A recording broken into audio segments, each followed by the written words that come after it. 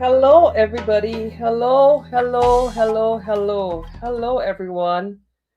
This is my first time streaming from my YouTube platform, my YouTube podcast. Thank you for joining me. Please share the live. I see we have about 62 live viewers on so far. Please share the link with all your WhatsApp groups, your Facebook, everything. Please share the link, and I'm going to start very, very soon. Thank you for joining me. Thank you so much for joining me on my first YouTube podcast. Hi, Melinda. Melinda says, good afternoon to you there. I have my ginger, my cheese sticks and ginger ale. Brooklyn. Hi, Lucy. Brooklyn, New York in the house. Thank you for joining me. Please let me know where you're watching from, where you're viewing from. Please let me know in the comments where you're viewing from. And while we get our numbers up, tuning in from Jamaica in the house. Hello, Jamaica. Grand Central JA. Jocelyn, good evening to you. Good day to you. It's not evening yet. Toronto, Brooklyn, Jamaica in the house. Thank you so much for joining me. And while we get our numbers up, today is International Women's Day. I'm going to start off with a very, very brief ode to women while we get people coming in, and then I'll go to our substantive issue of the day, the loss of UK of visa-free access for the UK for St Lucians. Hello, Agatha, St Lucia in the house. Please share the live. I want to get to the substantive issue very, very quickly. Roblo Schwazel in the house. Today's International Women's Day, so happy International Women's Day to all the women under the live in the chat viewing me from all around the world, wherever you're viewing me from. I have spent quite a bit of my time talking about women's issues on my Facebook page over the years. The women in our society, the backbones of our society, our mothers who hold the families together, our society together, our communities together. Happy International Women's Day. And while people share the live and get our numbers up, our viewership up, I'm just going to read a very, very, very brief part of what I wrote for International Women's Day on my Facebook page about my passion for what I do. And it will set the stage for what I'm going to talk about, a substantive purpose of this podcast today, which is the loss of visa-free access to the UK. Hi, Hillary Jilks. How's Bermuda? There's a Beaufort in the house. Hello to all of you. So I said, my advocacy for St. Lucia is rooted in love that is mature enough to demand accountability. And that is exactly why I am here today. My advocacy for St. Lucia is rooted in love that is mature enough to demand accountability. You see, too often, because we support a political party, because our government is in power, we fail to hold our leaders responsible and accountable. And I have continued to do so, whether it is my own party, my party I support, whether they're in or out of government. I insist on holding our leaders and our public officials accountable. My love for country, I love my country too much to romanticize it into complacency. I will never believe because St. Lucia is beautiful and everybody's feeling nice and the vibes are good and people got some money for the election and the vibes and we're drinking our rum and lying on the beach, that is enough. I love my country too much to romanticize it into complacency. I love it enough to insist on excellence. And I think our society has reached a stage where we are too comfortable with mediocrity. We are too comfortable dumbing down ourselves. We are too comfortable bringing down the entire average of our society. A society that has, I shouldn't say society, because really and truly, our two Nobel laureates did not come from a St. Lucian society. Yes, they were born in St. Lucia, but it was not the society that necessarily birthed two Nobel laureates. We like to say that. Our country birthed two Nobel laureates. Our society did not create two Nobel laureates.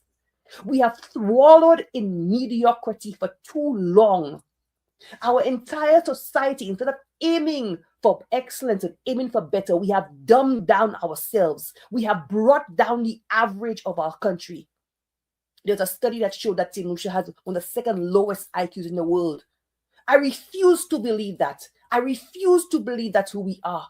But sometimes when I see the comments and the statements from people, including educated people who are supposed to know better, I wonder and I question if there isn't truth in that statement.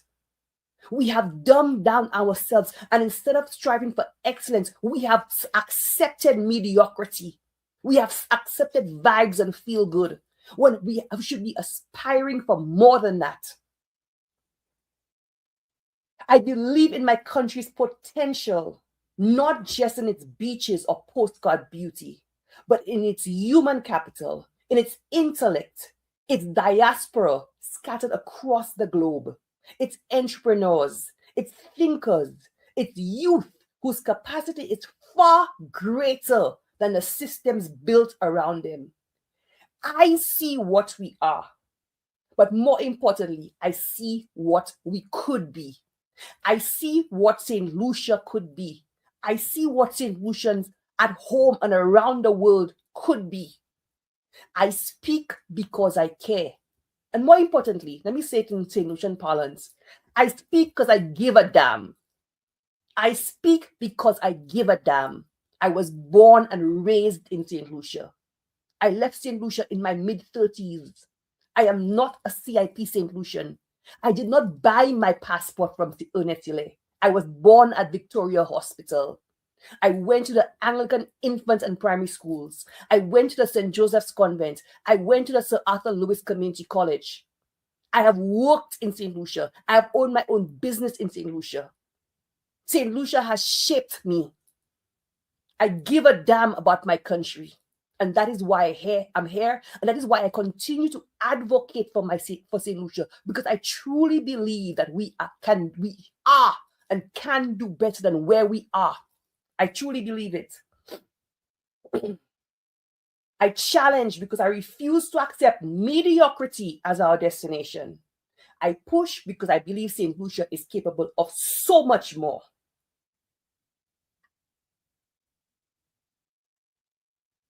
And I will not lower my expectations simply to make others comfortable. As a woman, I refuse to celebrate symbolism disguised as progress. I am not interested in simply being the woman in the room if nothing changes for the women outside of that room.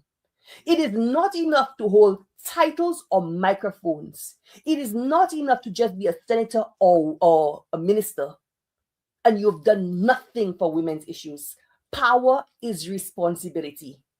My strongest advocacy has been for women who have survived sexual violence and for those who did not survive it. For women silenced in male-dominated society that shames victims and protects male reputations. I have built my platform to challenge that culture of silence, to confront the normalization of abuse, and to insist that women's pain is not an inconvenience to be managed, but a truth to be addressed. For our presence in positions of influence does not translate into protection, justice, and dignity for women, then we have mistaken proximity to power for purpose. Okay?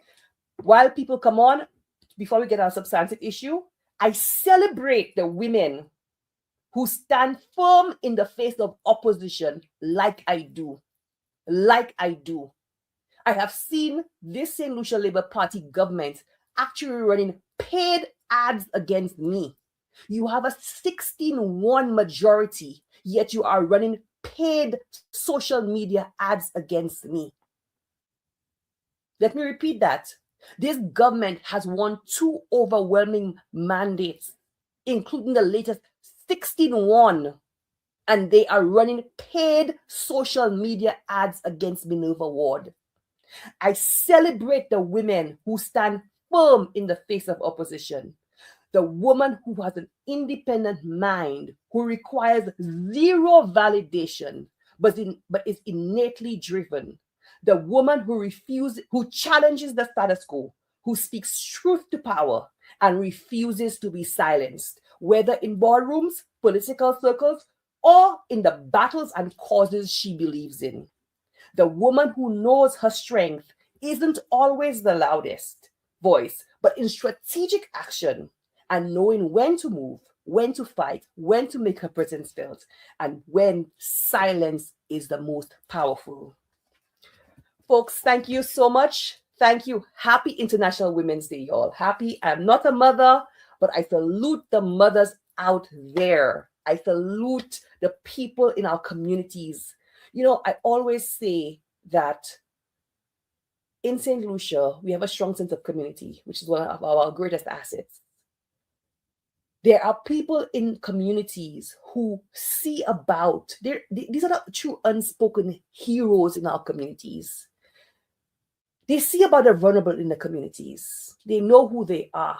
I speak about people like, she doesn't know I'm going to mention her name, but my friend Jana's mom, Juliet Ogis from Labrie, who knows who are the vulnerable people in her community, and will make sure if she's cooking, she delivers a hot meal to that person. And there are so many of those in communities all around our country, people who hold our communities together, whether it be mangoes that come from the tree or whatever. There's a care in our communities and our society, and I salute all the women in our society today. Now, folks, let me get to the substantive purpose of me being here and doing our live. So on Thursday, we woke up to the news. St. Lucians around the world woke up to the news that the UK had imposed visa restrictions on St. Lucia. Now, folks, St. Lucia had for a long time been one of the privileged countries in the world who enjoyed visa-free access to the UK. We could just jump on a flight, jump on British Airways, Virgin when it used to fly, etc., and go to the UK, just as we can the broader European area, the Schengen area. We woke up to the news on Thursday that was taken away from our island, that was taken away from our country. We woke up to a report that had our name mixed up with countries like Nicaragua. And before that, the statement from the UK Home Secretary, she was speaking about Afghanistan, Cameroon, other countries, and St. Lucia's name got mixed up in this whole mess. I do not know about you guys. I am embarrassed for my country. I am embarrassed that my country's good name has gotten mixed up with countries like that. I have said over and over and over again that this government continues to embarrass the good name of St. Lucia and our reputation. Now, this revocation of our visa-free access, are we surprised? Are we surprised by this? This has been a very long time coming.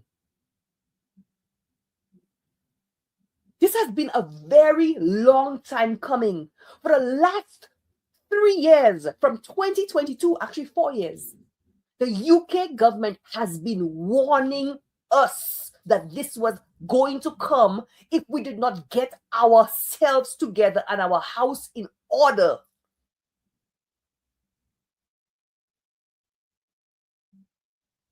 And let me tell you, this falls squarely at the feet of the St. Lucia Labour Party government. And I will tell you how and why. I will make my case for that, because I have seen so many asinine excuses by the defenders of nonsense, by the defenders of a party as opposed to our country, as the defenders of the red, rather than the defenders of our country's reputation. I have seen so many stupid, ignorant responses to this. And I will come to that. I will come to that.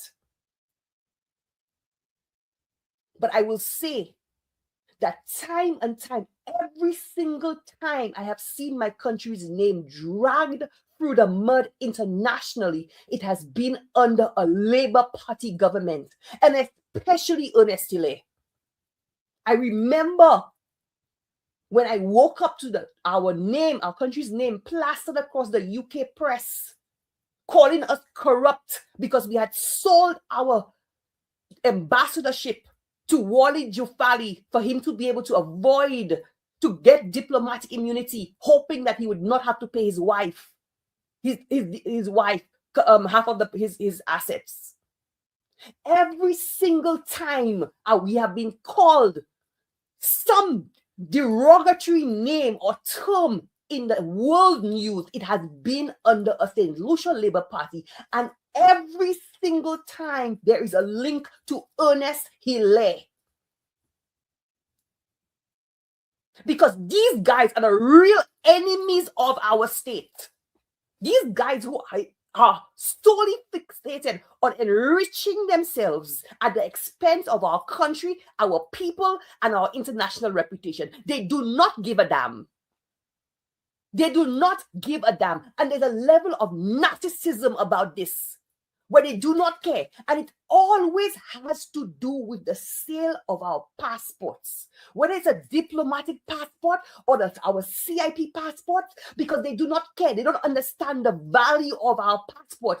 Our passport symbolizes our citizenship. And I will come to the video of Ralph Gonzalez in a second. But when you care about our identity as a St. Lucian, you will safeguard our reputation, our name, our passport, our national sovereignty. It will not be for name'sake. Too often, this Labour Party plays with our people. Oh, we are a damn proud St. Lucian. We black people. All of this. They like to use the words of sovereignty and all of this. When they do not, it's all performative. It is all performative. When it truly counts, when it has to do with the safeguarding of our country's reputation, they do not. They do not. Their actions do not show that. So, Thursday, we woke up to the news that should have been not a surprise for anybody. Okay? It should not have been a surprise. This has been a long time coming. There's been numerous warnings. I looked at the UWP's Facebook page and we did a scan for a number of press releases that had been written over the years, over the past 4 years, warning that if we continue the recklessness of our CIP, this was inevitable. And so said, so done. It was not a matter of if, it was only a matter of when, because this government refused to act. When the UK was warning us in Parliament that this was coming, you know what Philippe said? We are a sovereign country. You see, the Labour Party has been very bold in their pronouncements. Very bold. Oh, very arrogant, I should say. Bold is not the right word. Arrogant is the better word. Arrogant is the better word. We are a sovereign country. They can't tell us what to do. That's what he said. We are a sovereign country. They cannot tell us what to do. They have gone to the UN and made statements about the US, about Canada, calling us mongoose, calling our international partners mongoose gang, pontificating as if we are the world's superpowers. We are among the world's superpowers, pontificating as if the world needs us more than we need the world, not realizing our tourism, our trade, our investment comes from our international partners. We have insulted our international partners. But going back to the UK, Philippe said we are a sovereign country. They cannot tell us what to do. Folks, what we are selling, when we sell our CIP, we are not selling our beaches, our sunshine, our pitons. We are not selling that. What we are selling, let's be honest, People are buying our CIP not to live in St. Lucia, not to invest in St. Lucia, not because they identify with our culture and they want to be part of the tapestry that's St. Lucia. That is not what they're buying. They're buying our passport to bypass the restrictions that other countries have placed on whatever countries they are coming from. They are, in other words, buying our visa-free access to other countries like the UK. That is what they're buying. How many CIP St. Lucians actually come and live and invest in St. Lucia and take part in our festivals and take part in our culture? They don't. That is not what they're buying. So let us stop fooling ourselves. We are selling access to other people's countries. That is why when Philippe said, we are a sovereign country, when you sell your CIP, you're not selling your country. You're selling the ability to go to other people's countries visa-free. So we woke up on Thursday to this news. And this is what came from our government. Our government, and they rush to put out a press release. They run and take in front. Because they have to control the narrative. They want to control the narrative.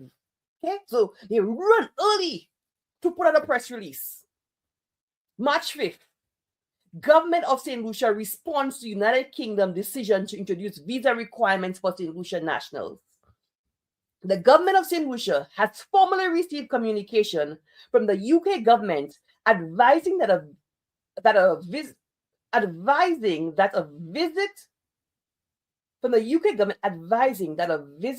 visa requirement. You see, they're running and they're rushing so much to put a press release to try to get in front of the message. You don't even realize that what they're writing does not even make sense.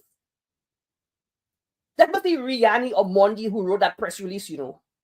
The government of St. Lucia has formally received communication from the United Kingdom government advising that a visa requirement will, you see, it's supposed to be visitors. They write visit visa requirement. They're rushing so much, they're writing nonsense. That a visit visa requirement will be introduced for nationals of St. Lucia traveling to the UK, including a direct airside transit visa for travelers transiting through the UK to another destination. So people visiting the UK and people in transiting through the UK. Now, folks, let me tell you something. Correct me if I'm wrong, I stand corrected. But as far as I know, as of now, the only part of Europe there are direct flights from St. Lucia to is the UK. I don't think there are direct flights to France anymore. At one time, I remember Air France used to fly to St. Lucia. I don't think so anymore. I think people have to go through Martinique. So correct me if I'm wrong. I do not believe that there are direct flights from St. Lucia to Amsterdam or France or Germany or anywhere else in Europe. Write in the comments, I stand corrected if I'm wrong. But as far as I know, that the UK is the only gateway to Europe and beyond from St. Lucia in that part of the world, the eastern part of the world. I stand corrected. So please tell me if I'm wrong, okay? Things may have changed since I left St. Lucia. I try to stay on top of everything, but there are some things, right? So let me know in the comments. So all of our students in Taiwan, in Morocco, and you know we have a lot of students in Taiwan and Morocco, okay? Not only them, but people who need to get to that part of the world, would normally leave St. Lucia, get onto a flight to the UK, and then further on to Morocco, which is Northern Africa, or Taiwan, or further afield.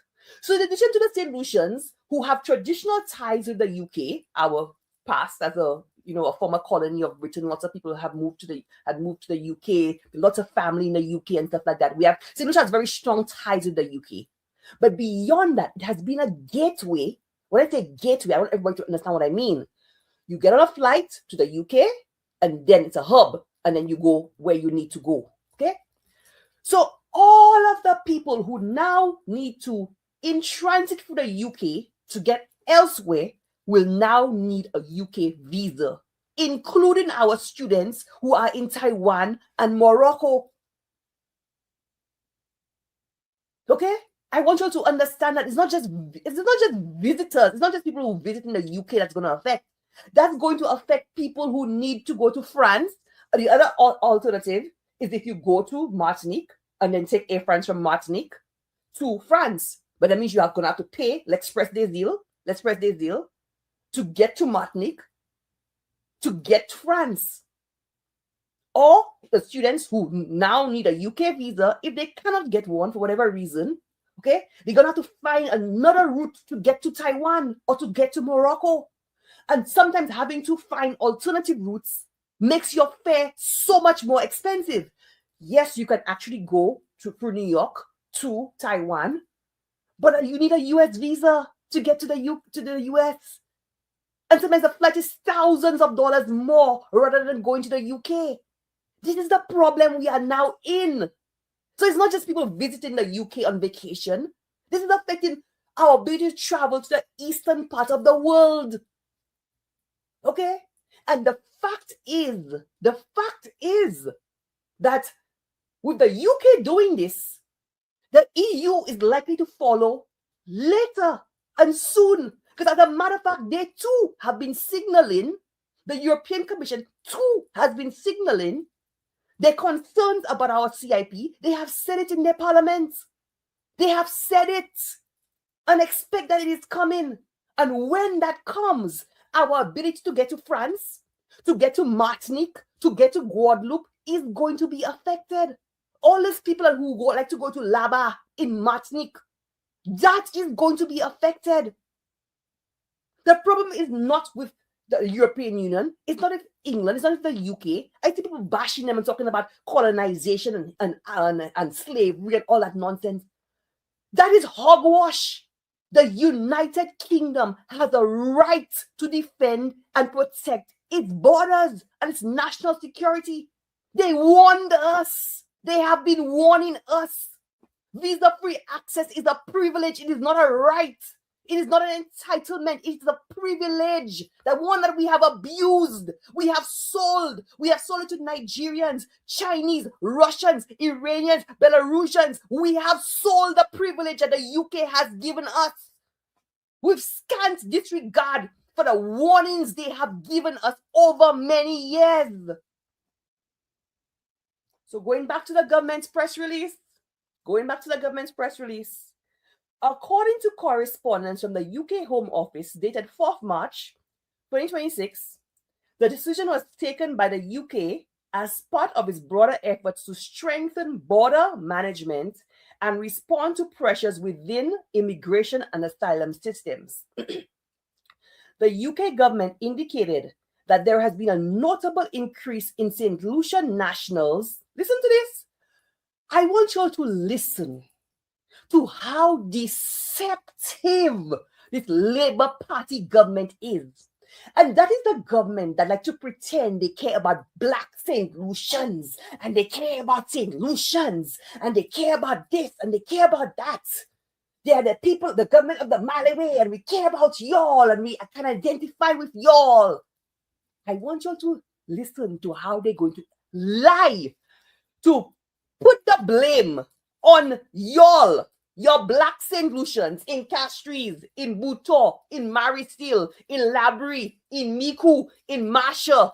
I want y'all to listen how they throw y'all under the bus. I want y'all to hear how this, putting it, your ready, what's the phrase? The mood is red. How your government throw y'all under the bus. Your Labour Party government throw y'all under the bus. I will read it for y'all. Listen to that. The UK government indicated that there has been a notable increase in St Lucian nationals entering the UK as visitors and subsequently claiming asylum. Okay? The UK did not say they entered as visitors. I will read what the UK said. I will read to you all what the UK government said. But this government will have us believe that it's St. Lucians, born St. Lucians like you and me, born St. Lucians like you and me, those of us born, like I say, in Babuno, in Corinth, in January, in Richford, in Supre, in Roblo, they will have us believe that it's us, born St. Lucians, who are going to the UK and claiming asylum. That we are going there and pretending to visit and claiming asylum. That's what they will have us to believe. Which has placed pressure on its border and asylum processes. The UK government has advised that the visa requirement will take place, blah, blah, blah, blah, blah, blah, blah. Okay. The government of St. Lucia acknowledges that this development will be of concern to many St. Lucians, including those who travel to the UK for family visits, business, education, and tourism. The government wishes to reassure citizens that active diplomatic engagements with the UK is ongoing. Active diplomatic engagements, Pukisa. Active diplomatic engagements for what? The time for active diplomatic engagements is long gone. The UK has been warning y'all for years, okay? The active diplomatic engagements have happened. And you guys have refused to take the necessary steps to assure the UK that that you are not putting their borders and their national security at a risk by how you have run your CIP program. So do not come and tell St. Lucians, because you all think we dumb, stupid, backwards, ignorant, uneducated. Do not come and tell us nothing about active diplomatic engagement with the UK is ongoing. And that St. Lucia will continue discussions. From 2022, the UK has been telling you that you want to come after the fact, okay? After the horse has bolted, after what they warn y'all about has happened, okay? The inevitable has happened. You want to now come and say active engagement with the UK is ongoing and St. Lucia will continue discussions with the UK authorities to better understand what y'all don't understand. What is it y'all do not understand? How much more y'all need to understand? What y'all have there? Kakakalbas? What more do you need to understand? The UK has made its position lucidly clear over the past how many years? What more do you need to understand? They write it in English for y'all. People say, in patois. Y'all still can't understand? What more y'all need to understand? This didn't come out of the blue. This did not come out of the blue. Y'all were warned many times.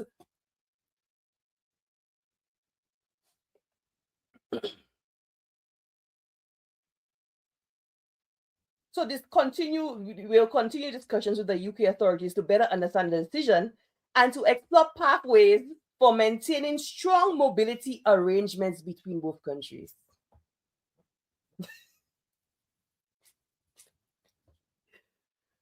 Oh God! Y'all, I don't want to laugh, but if I don't laugh, it's I'm going to cry, okay? The government of St. Lucia will provide further guidance to the public on visa application procedures and travel requirements as additional information becomes available. Oh God! Y'all really think St. Lucians stupid? Anyway, they give you a even bigger mandate, so y'all might be right. Y'all might be right to think St. Lucians are. Y'all might be right. Because I warned y'all, the opposition warned y'all, the UK government warned y'all many, many, many, many, many times. Martinez warned y'all demonize him, y'all demonize Alan Shastner, y'all demonize the opposition, y'all demonize Minerva Ward when we were warning y'all even demonize the UK. Y'all even demonized the UK government when they were warning y'all. So maybe y'all are right. St. Lucians did not care. They went back and gave an even greater mandate to the government that put y'all in this hot water. So maybe what y'all get y'all deserve. What y'all get y'all deserve. My Bajan grandma used to tell me, okay, Hades kahe on way will feel. Sister Claire, my principal at St Joseph's Convention, to tell us, if you are willing to take the risk, you all should be willing to deal with the consequences. And these are the consequences of the St. Lucia government actions. It's not the St. Lucians from Rock Hall. It's not the St. Lucians from Enchipo. It's not the St. Lucians from Grand Riviere. It's not the St. Lucians from Therefore. It's not the St. Lucians from give me a name for St. Lucia all over St. Lucia. It's not these St. Lucians who have put us in that hot water. It's the people you all sold our citizenship to that put us in that hot water. And I will read the UK's press release or statement for y'all. I will read it.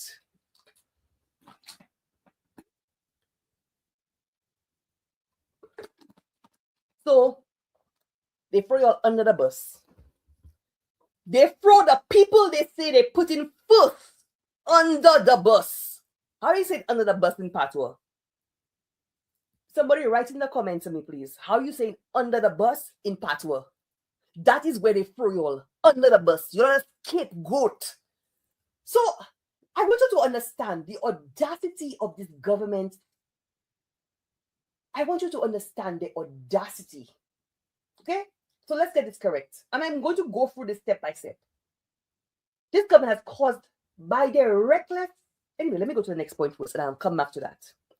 This is what the UK government has said. This is a statement from the UK government. Somebody say, a bad truckler. That's what they're for y'all. A bad truckler. So this is what the UK government has said. Contrary to what the St. Lucia Labour Party government has said.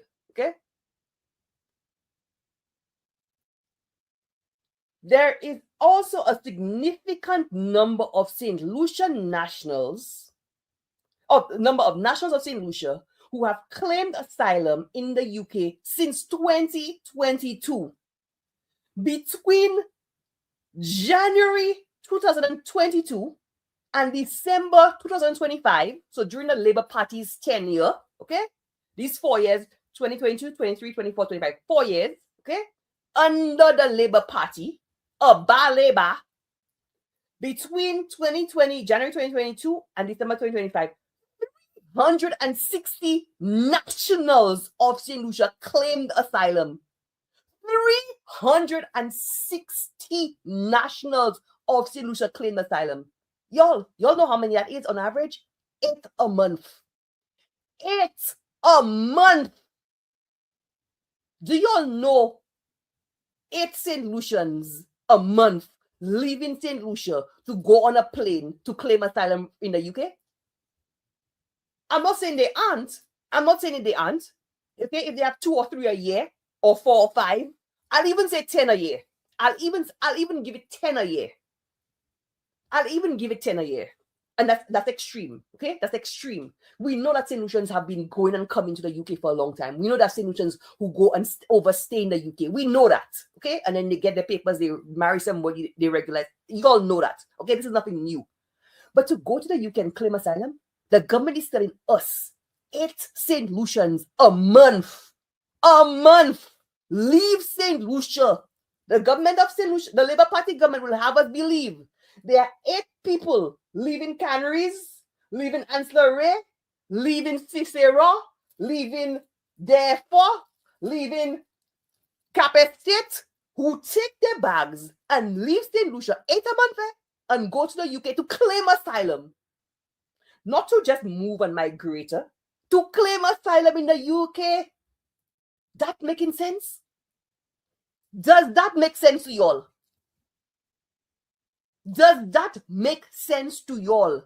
But that is what the Labour Party government will have us believe.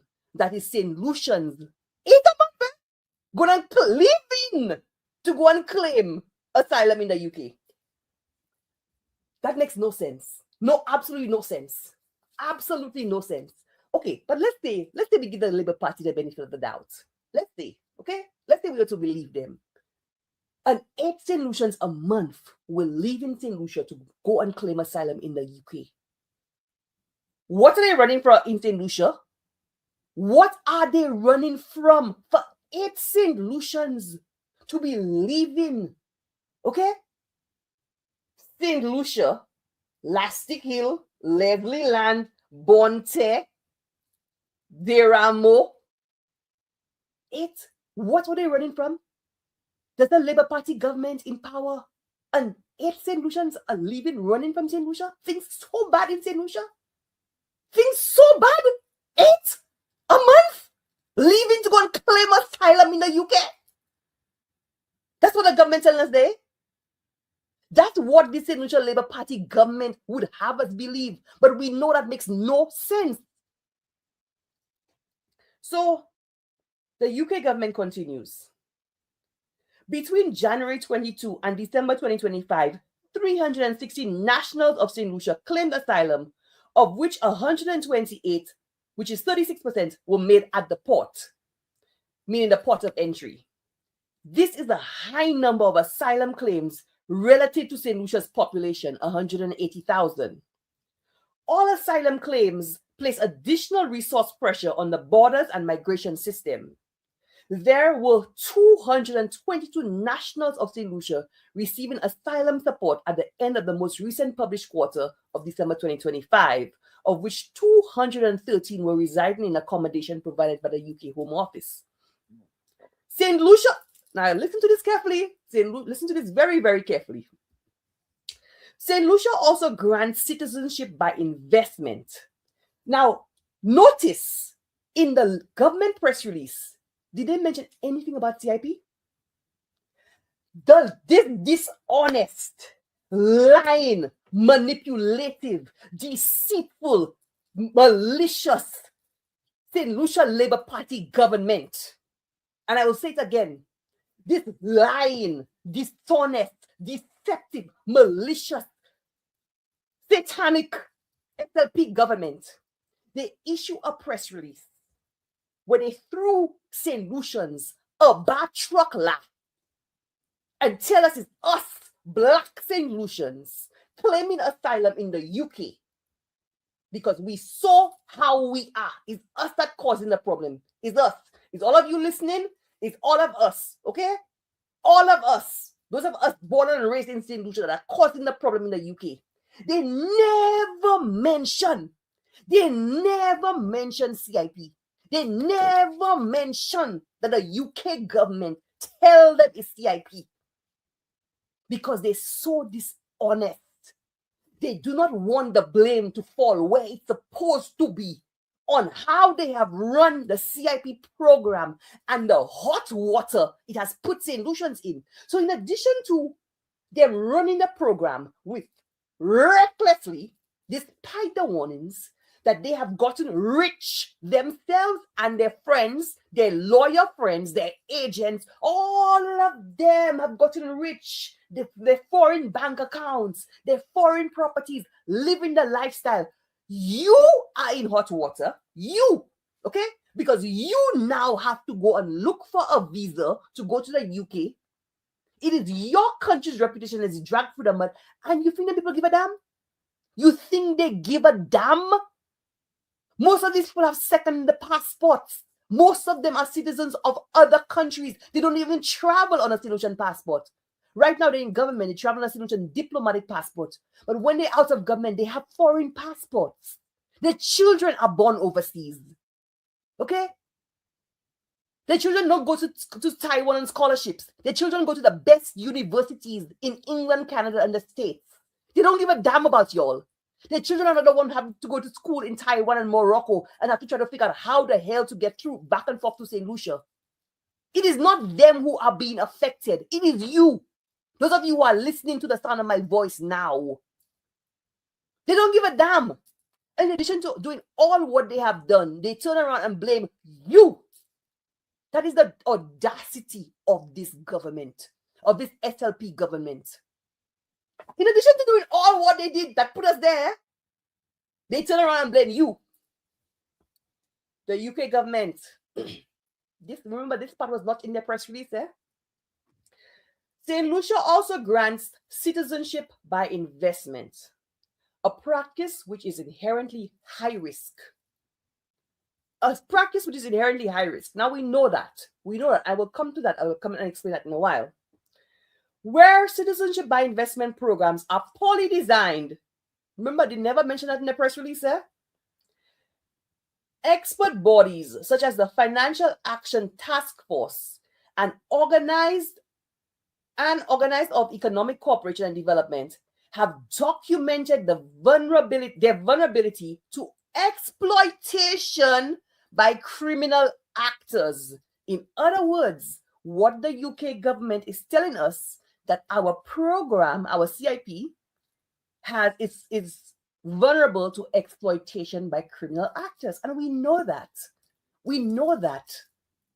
I have spent a lot of time talking about this. The opposition, Martinez, Lisa Joseph, Timothy Polio, Rick Wayne, many of us have spent a lot of time, Alan Shastey, talking about this. There have been challenges of this government in court, judicial review, to get them to act right. And they continue to operate our program, sell our citizenship recklessly, that have gotten us to where we are today through no surprise. But it's only a matter of time. It is inevitable. The chickens have come home to roost. While we recognize and welcome the steps taken by the St Lucian government over the last year to reduce the risks associated with its citizenship by investment program, the UK continues to experience unsustainable risks. So what the UK is saying is too little, too late. Okay? Too little, too late. Y'all were forced to do it, kicking and screaming. And screaming. Y'all were forced. I'm going to come to it. When in 2022, and Russia invaded Iran, and no, Russia invaded Ukraine, sorry. Okay? And the OECS understood that continuing to sell our passports to Russians were putting the entire thing in jeopardy. And all the OECS countries that were selling CBI or CIP had stopped selling to Russians. Ernest Hille refused to stop selling to Russians. You know what he came and said? Oh, the Russians are people too. Why we shouldn't discriminate against them? So in March of 2022, all the rest of the OECS countries stopped selling to Russians. This government refused to stop until almost a year later in March of 2023, when they had no choice. When the OECS had no choice but to sign a joint framework, St. Lucia was the only holdout for months afterwards. For months. And you know what they said? You know what is the reason why? Because they wanted us to grandfather all the passports they had promised, they had allocated to Caribbean Galaxy at a certain price. They wanted it grandfathered in. So they wanted all of those passports to be sold first before they signed the joint framework with the rest of the OECS. That is how this government has put us into that mess we are in today. So when the UK government used their diplomatic language to tell us too little, too late, I want you to understand what they are saying. Too little, too late. Yes. So the UK said, I am saying this, while y'all were forced to be kicking and screaming, while we recognize and welcome the steps taken by the St. Lucian government over the last year to reduce the risks associated with its citizenship by investment program, the UK continues to experience unsustainable risks. You are putting their borders and national security in jeopardy. This is not about colonization. This is not about slavery. This is not about they hate black people. This is not about any of that shit. Okay, so stop it. Stop the ignorance. Stop the ignorance. You are putting their borders and their national security at risk. This is so listen to I want you to listen to this part carefully. This is diplomatic language. But what the UK is telling us is that our CIP is responsible for the increased number of asylum claims. So they talked about the asylums, the high number of asylum, whatever. And this is largely driven by the historic sale. Listen to the language. And this is diplomatic language, yeah? And this is supposed to be diplomatic language. And diplomatic language is normally toned down. And if this is toned down language, could you imagine what is real language? The truth? Remember, this is toned down language. But this is what the UK is saying. This is largely driven by the historic sale of high volumes of citizenships and associated passports. So they're telling us that the increase in asylum claims is driven by the historic sale of high volumes of citizenship and associated passports. Listen to this.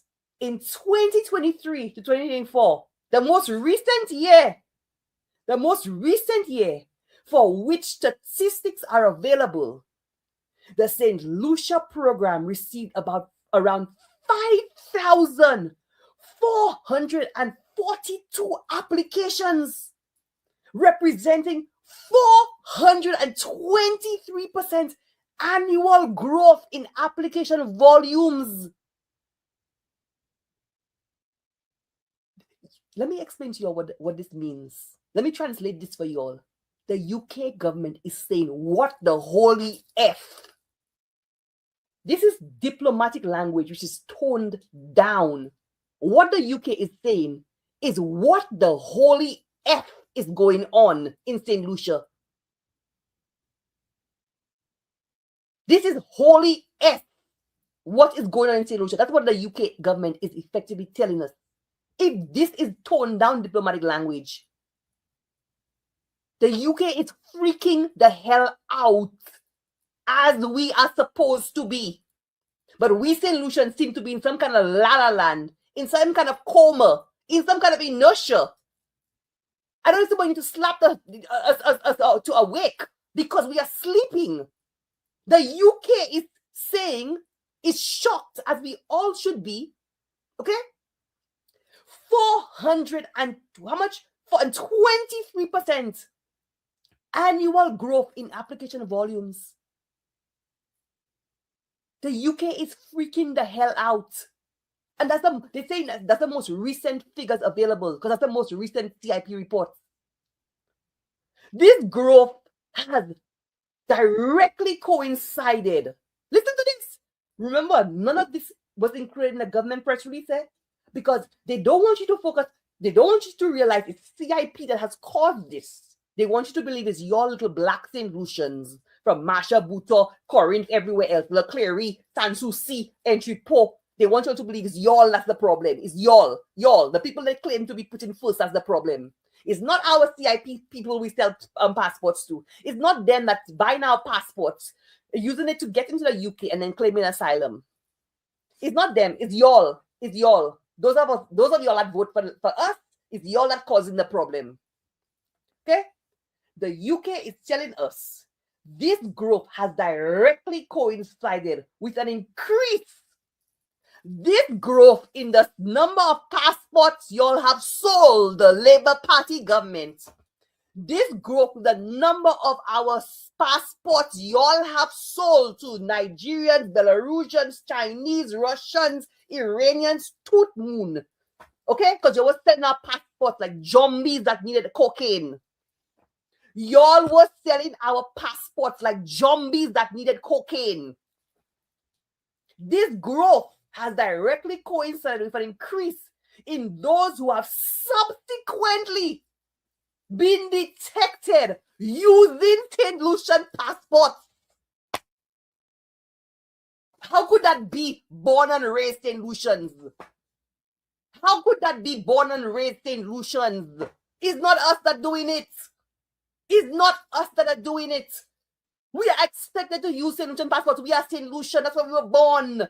The UK is telling us it's not y'all as a problem. It's the CIP citizens that are using our passports to get to the UK to claim asylum. But this government refused to acknowledge that.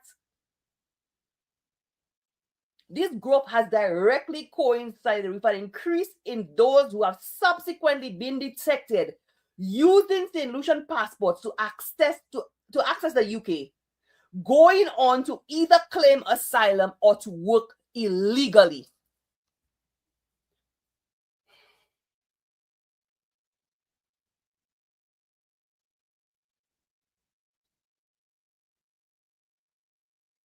I want this to sink in.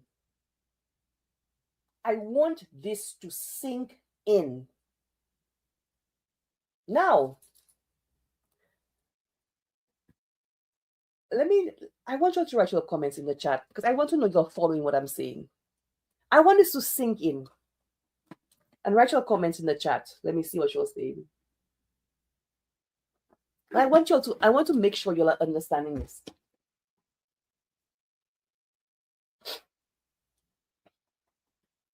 Write your comments in the chat. Let me see if you are following and getting what I'm saying, because this is important. What are your feelings about this?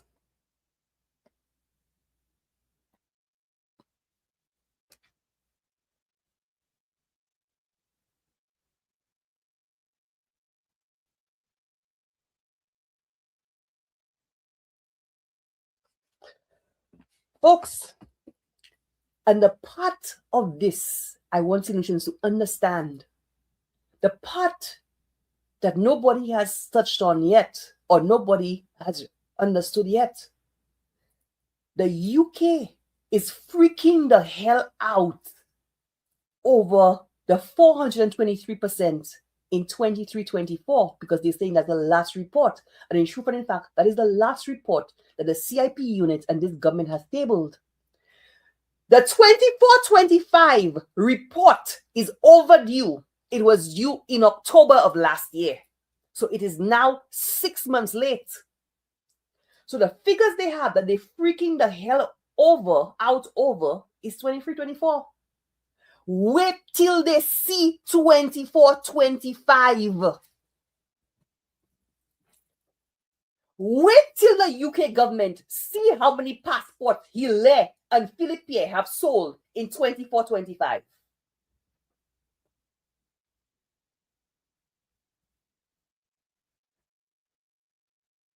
Wait until the UK government and the European Union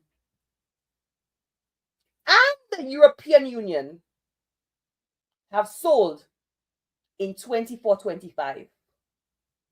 That report was due in October last year. It is 6 months late. It is 6 months late.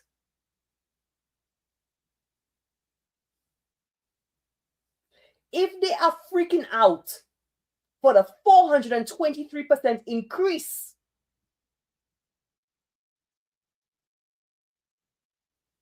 when they see 24-25,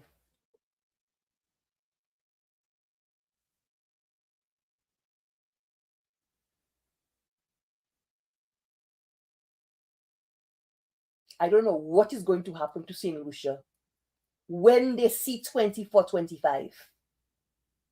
And I wonder if that is not why this government is deliberately delaying putting that report out. It is 6 months late. It is 6 months late. It was due in October of last year. At Monday's pre-cabinet press briefing, one of the journalists asked Philippe, when will that report be out? He said it is finished. He has looked at it. It's going to be out shortly. I am wondering if this report is not being deliberately delayed because they know what is coming. If our government sold 5,600 passports in 23-24, I am telling you, the number in 24-25 and 25-26 is far, far, far, far greater than that. Because here's what we know. In 24-25, 6,000 files were allocated to Caribbean Galaxy alone. That does not include the CIP sold outside of Caribbean Galaxy. 6,000 files. And for every file, up to 3 people can be given citizenship. And that's just Caribbean Galaxy here. There were other projects that were given. So 6 by 3, 18,000 in 1 year. Up to. If the UK government is freaking out for 5,600 when they see 24-25, when the European Union see 24-25, when France, you'll like to go to Laba, you'll like to go to Martinique, you'll like to jump on L'Express des Îles and go Martinique and Guadeloupe. When they see how many citizenships your government has sold in 24-25, you will see what was coming. And do not say you were not warned. Do not say you were not warned. Do not say you were not warned. Is this government deliberately delaying putting out the report that is 6 months overdue because they know what's in it? This government had a race. I did many Facebook lives in 23, 24, 25 to draw attention to what has happened in our CIP. It was a race to the bottom. This government was discounting our citizenship to get it sold like hot bread. Okay, let's say you have this iPhone. Let's say it's worth $500.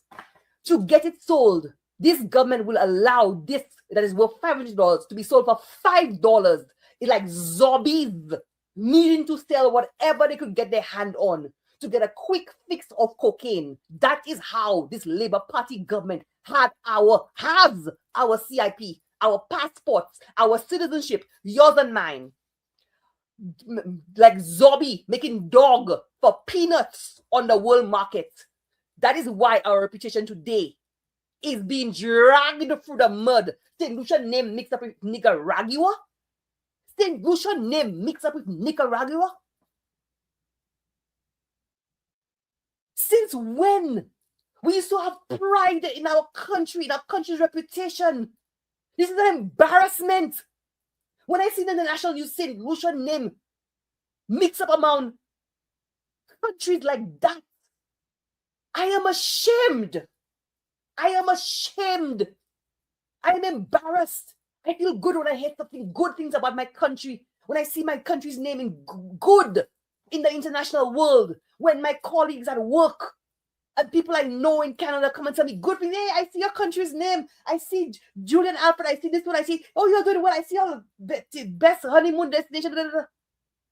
Do you know how embarrassed I feel when they come and tell me St Lucia? So St Lucians now need need visas to go to the UK.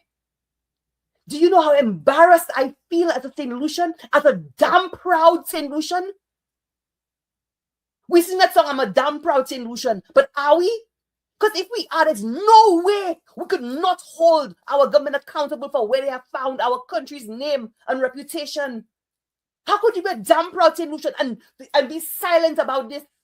How could you be a damn proud St Lucian and be okay with this? This is directly the recklessness of this government that has caused us to be where we are today. How could you be a damn proud St Lucian and have to hold your head in shame? Is this government not tired of embarrassing us internationally?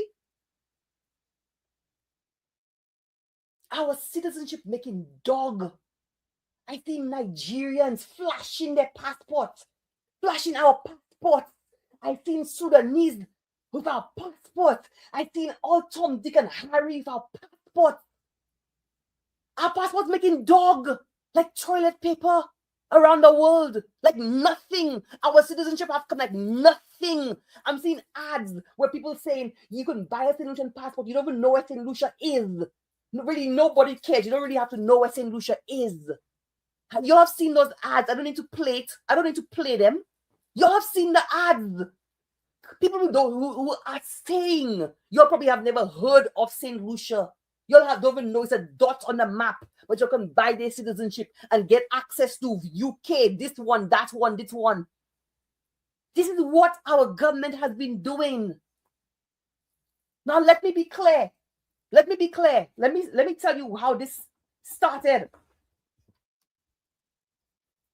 So, CIP. Now, let me be clear. I am not against CIP. I am not against CIP.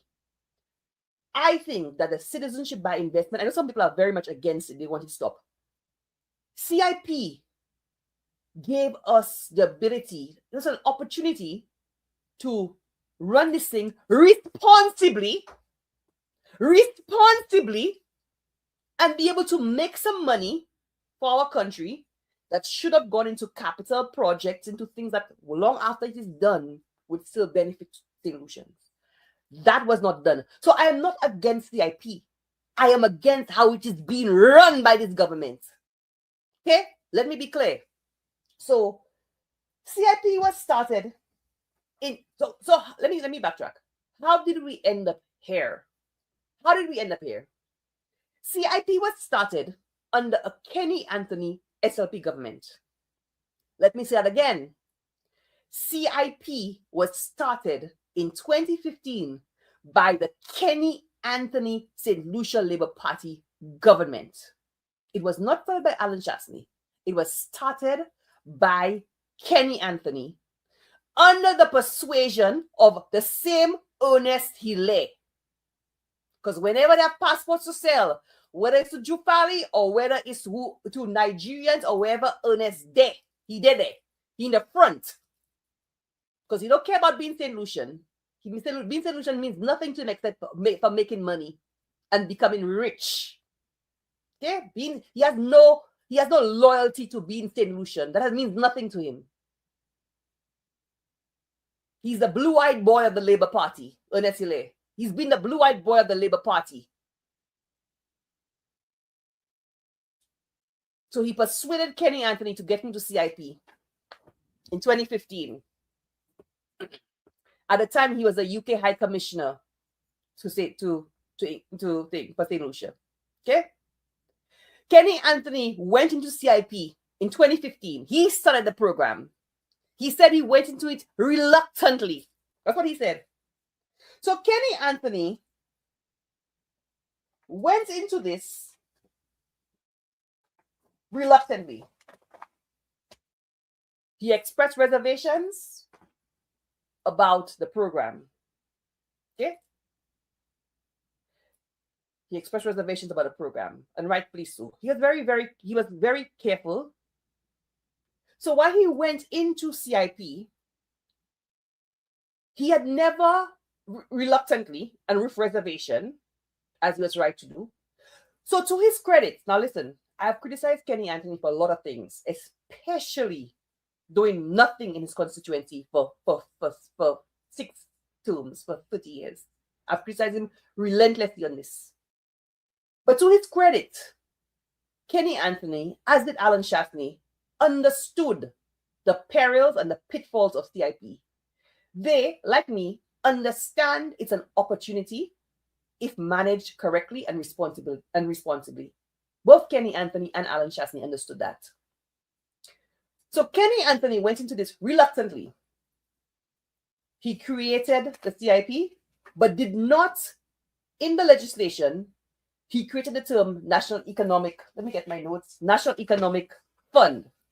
However, what he did not do was to create the enabling legislation. When UWP came into power, they did that. But I'll come to that in a second. So Kenny Anthony went into this, persuaded by Ernest Hille. Okay? At the time St. Lucia went into CIP, we were one of the last OECS countries to have gotten into CIP. St. Kitts had been in, Dominica had gone into it. And we had heard the stories about Dominica. Even before we got into this, we had heard the amount of corruption in Dominica from the CIP program. Dominica's name was being dragged. Al Jazeera, okay? And you all know the Al Jazeera clip I'm talking about, with mentioning Dominica. We had heard, we knew what was happening in Dominica, how their citizens, their CIP had been corrupted. We knew it. And we looked at Dominica and said, that could never happen to St. Lucia. That could never happen. St. Lucians will never allow our government to do what Roosevelt's carrot is doing in Dominica. We said that. What was happening in Dominica Okay? And how there was so much corruption in their CIP. Yeah, St. Lucians will get into it, but that could never happen in St. Lucia because we would never allow that from our government. We brighter than that. We smarter than that. We hold our governments more accountable than that. We could never allow our government to have the level of corruption in our CIP as there is in Dominica. We could never allow our country's name to be dragged through the mud as Roosevelt Carrot had allowed Dominica's name to be dragged through the mud. We could never allow our country's name to be on Al Jazeera, how Dominica's name was being on Al Jazeera. We could never allow countries to be revoking our visa access, how Dominica's was being done. That could never happen to us. That could never happen to us. We told ourselves that. And here we are today.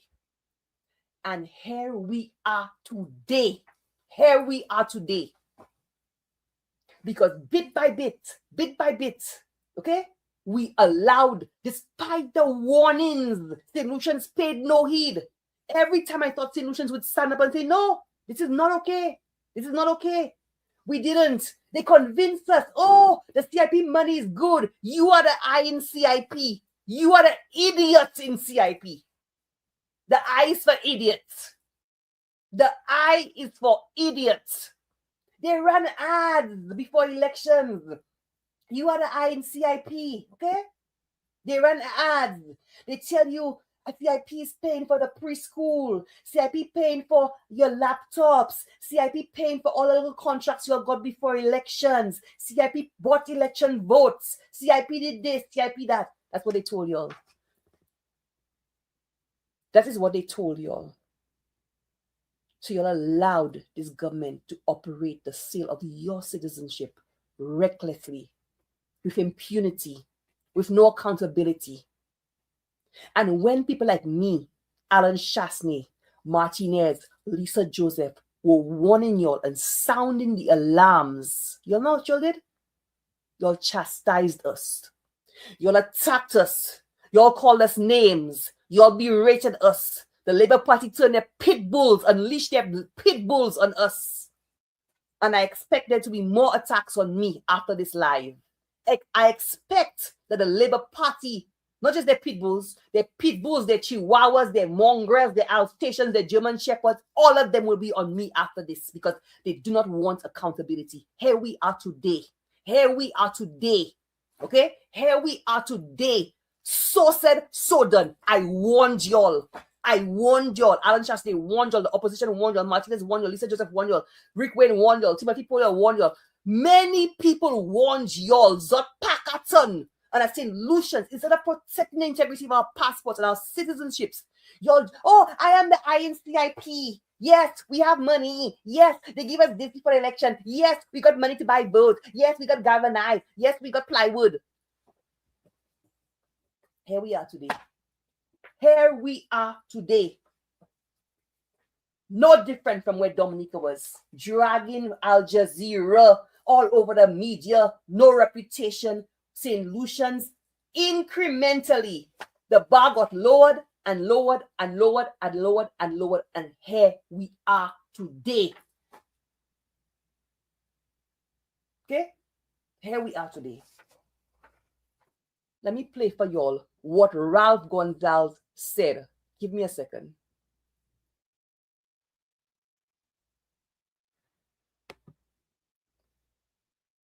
Let me get this video.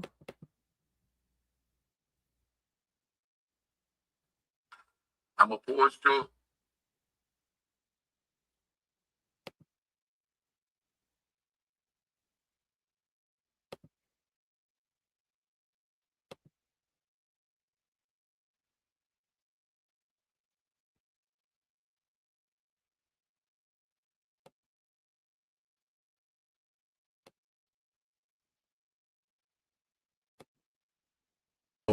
to selling the passports and the citizenship.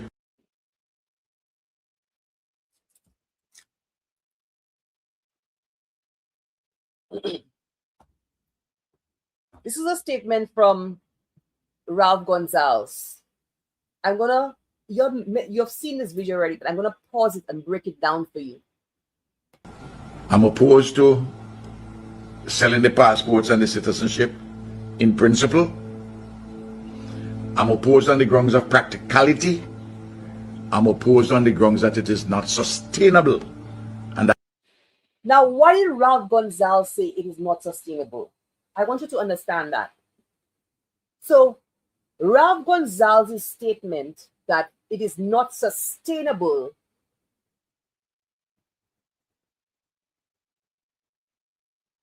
I want you to understand what he means by that. Remember, I told you what we are effectively selling is not these people's love for St. Lucia. We're not selling the beauty of St. Lucia. We're not selling wanting to live in St. Lucia. What we are selling is access to other people's countries. And what Ralph Gonzalez is saying is that this is not sustainable because this is going to come to an end. Okay? Once the countries like the UK, like the European Union, like Canada, like etc., start to impose visa restrictions on us, which they would inevitably, because of how we're conducting this, it will no longer be sustainable. So what made our citizenship CIP attractive was that we did not need, as a St. Lucian, we did not need a visa to go to the UK or to the European Union. We jumped on a plane and got there. Now, the UK has imposed visa restrictions. Okay? So people wanting to get to the UK will no longer see St. Lucian passport as a commodity. It no longer grants you access. So you're going to see the demand for those people wanting to get to the UK decrease. We can still go for now, to the European Union. We can still go to France. We can still go to other parts of the EU. Okay? But it is not sustainable because as soon as the visa restrictions start to be imposed, the demand for our CIP is going to decrease and it is going to die. Now the UK has imposed visa restrictions on St. Lucia because of this government's irresponsibility in the management of our CIP. The demand for our passport is going to decrease. The revenues from that is going to decrease.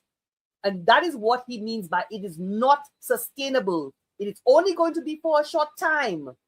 That is what he means. So listen to Comrade Ralph again. And I want you, it's interesting because the countries in the OECS that have CBI are all of Ralph Gonzalez's comrades. Roosevelt, Skerritt, Philip Pierre, St. Kitts, Grenada. That is who has CIP. Okay? All of his labor red boys, all of his comrades. Okay? So he was speaking about them. Citizenship in principle. I'm opposed on the grounds of practicality. I'm opposed on the grounds that it is not sustainable and that it is reckless to run your country's finances on selling passports. It is unsustainable and reckless to run your country's finances on the basis of selling passports. It is reckless to run your country's economy on the basis of selling passports. It's attractive, yes, but it's reckless. I'm opposed on the grounds that it is not sustainable and that it is reckless to run your country's finances on selling passport and citizenship. No. You see the Americans under President Trump saying that has to come to an end. Yeah, Canada is the same thing. Britain, they start to say they're taking away, you have to apply for visa now from certain of those countries. And the Europeans now have put it inside of their parliament. Parliamentary committee in the European Union, Parliament has already addressed that question. It's going through the parliamentary process. It's just a matter of time. It's just a matter of time. And I saw it coming. It took a little longer because they give them some time to clean up. But I know that the money is so sweet for everybody. They weren't going to do any cleanup. Because if you really... So what he's saying, the money is so sweet, and we saw it. The money is so sweet. We saw them boasting. They made $230 million in 23 to 24. 230 million. The money's sweet. Oh, the lawyers getting fat and rich. The best friends of the minister of CIP. They getting fat and rich. They could bid $75,000 on a pair of shoes without blinking.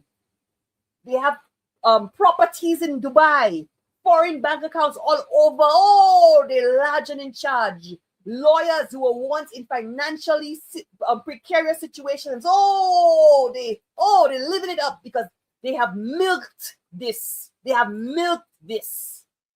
And they don't care. They know it's for a short time. Oh, they got rich. We have St Lucians who got rich off the sale of our passports, of how they have run our CIP. We have agents. We have Caribbean Galaxy, a Chinese agent that have made millions and millions and millions and millions of the sale of our passports. We have a few in St Lucia who got wealthy off the sale of our passports. And not just the sale, the recklessness. Trying to push through passports. 423% annual increase in 23-24. And I'm telling you, it is going to be far more. Y'all are going to be shocked when the report for 24-25 comes out. Y'all are going to be shocked. The UK is going to be doubly shocked. The European Union is going to be triply shocked. When you see the figures for 24-25 come out, and that is why they're withholding it. The money's sweet. The money's sweet. That's what Ralph is saying. The money's sweet. And he's saying, he's going, I'll play for you in a second. If you manage this properly, if you do your due diligence properly, if you run this responsibly, you're not going to make any money. You're not going to make any money. In the 5 years on the UWP, you know how many passports were sold in total? 815 passports in total in 5 years. This government in 23-24 sold 5,600. And I'm telling you, in 24-25 is going to be closer to the 18,000 mark. I want you to understand, if you are running this thing responsibly and with the right levels of due diligence and responsibly, you're not going to be selling as many passports as this. If you are not discounting, if you're discounting, you're going to be selling large numbers, okay? Like I said, let's say this is $500. If I sell for $5, I'm going to get lots of offers for it, okay? This government has been discounting our citizenships, and that is why they have been able to sell 423% higher than the previous year. That is how they have operated our citizenship. Ralph is saying, if you run this thing responsibly, there's not a lot of money to be made. You don't really make a lot of money on the CIP. 815 passports, negligible in 5 years. In 5 years. There's not a lot of, if you run this responsibly, you are not going to make a lot of money because you do your due diligence, your checks and balances, you maintain your price point, etc. Yeah, Canada is the same thing. Britain, they start to say they're taking away. You have to apply for visa now from certain of those countries. And the Europeans now have put it inside of their parliament. Parliamentary committee in the European Union, Parliament has already addressed that question. It's going through the parliamentary process. It's just a matter of time. I saw it coming. It took a little longer because they give them some time to clean up. But I know that the money is so sweet for everybody. They weren't going to do any cleanup. Because if you really, really clean up, there's not a lot of money. There are so many corrupt practices involved in what I'm talking about. These companies will figure out that they might have 2 to 3 years. They're mistaken, but they figure out that they might have 2 to 3 years. And what they will do, they will sell as many as they can as fast as they can, which means more vagabonds will come in. I'm opposed on the grounds that it is not. They will sell as many as they can, as fast as they can, which means more vagabonds will come in. And more vagabonds, they don't come into St. Lucia. The vagabonds are not coming to St. Lucia. The vagabonds don't give a damn about St. Lucia. The vagabonds ain't coming to enjoy the sun, sea, and sand. They ain't coming to set up shop in St. Lucia. The vagabonds are using our passport to go to the UK. Okay? The vagabonds he's talking about, when you're trying to sell as many passports as possible, as fast as possible, as your comrade Ralph told you all, okay? Lots of actors in this trying to get rich fast, quick, get rich quick scheme. Get rich quick, sell as many as possible, as fast as possible. And as a result of that, you let vagabonds in. And the in is not to St. Lucia, okay? These are not coming to invest in St. Lucia. They're not coming to set up businesses in St. Lucia. The vagabonds are not coming to invest. The vagabonds are using our passport to get to the UK. That's where they're going. They're using our passport to go to the European countries, the Schengen area. That is what they are using our passport for. They are putting we have put ourselves in this position. We have put the UK borders at risk. We have put the European countries' borders at risk. We have jeopardized their national security. We have done that. Well, not me, Ernest Hiller and Philip Pierre. Ernest Hiller and Philip Pierre have done that. More corrupt people will come in. More money launderers will come in. More people affecting our security will come in. Because they will not be able to do the checks properly, because they want to sell as many as they can, as fast as they can. I want you to hear that again, which is what the UK is saying. That is what the UK is saying. So when you're cursing the UK and talking beties and BS about colonization and history, and we were once a colony, and we should take the queen of our money, and we need to go to republic, and all kind of crap, all kind of ignorant nonsense, all kind of ignoramus talk. I hate St. Lucians talking as if the UK is doing something to St. Lucia. We have put ourselves in this situation. Graf told you, in your effort to sell as many as possible, as quick as possible, y'all are letting bad actors, criminals into the UK. You are putting your security and your borders in jeopardy. Not yours, the UK's. So they damn right to do this. They have every right to do it. You were warned. Don't come and talk now about you're in discussions with the UK. The time for that has passed. It has passed. They will sell as many as they can, as fast as they can, which means more vagabonds will come in. More corrupt people will come in. More money launderers will come in. More people affecting our security will come in. Because they will not be able to do the checks properly, because they want to sell as many as they can, as fast as they can. And let me show you something else about it. That what he's saying there, what Ralph is saying there is, you cannot, when you process that many so quickly, 423% more than previous years, you cannot do the due diligence properly. You cannot. It means, as a matter of fact, you are compromising your due diligence to get volume, because the goal is not check due diligence. The goal is to get as many approved as quickly as possible. When you tell me you have Caribbean, a company belonging to Caribbean Galaxy doing your due diligence, tell me if that is right, St. Lucians. I have spoken incessantly about that. Alan Shaston has spoken incessantly about that. Martinez has spoken incessantly about that. We have put the information and the evidence for you to see.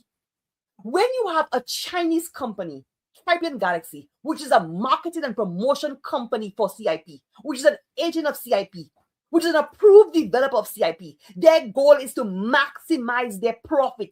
Their goal is to sell as many of our passports as cheap as possible, as quickly as possible, to get maximum profit for their Chinese owners. When you tell me that they have a due diligence company doing the same due diligence on that or the same applications they are pushing through, don't you see the conflict of interest right there? Can you not understand? This is a direct conflict of interest. How could you have a due diligence company owned by Caribbean Galaxy? We have been telling you guys that incessantly, but you refuse to hear because you are the idiots in CIP.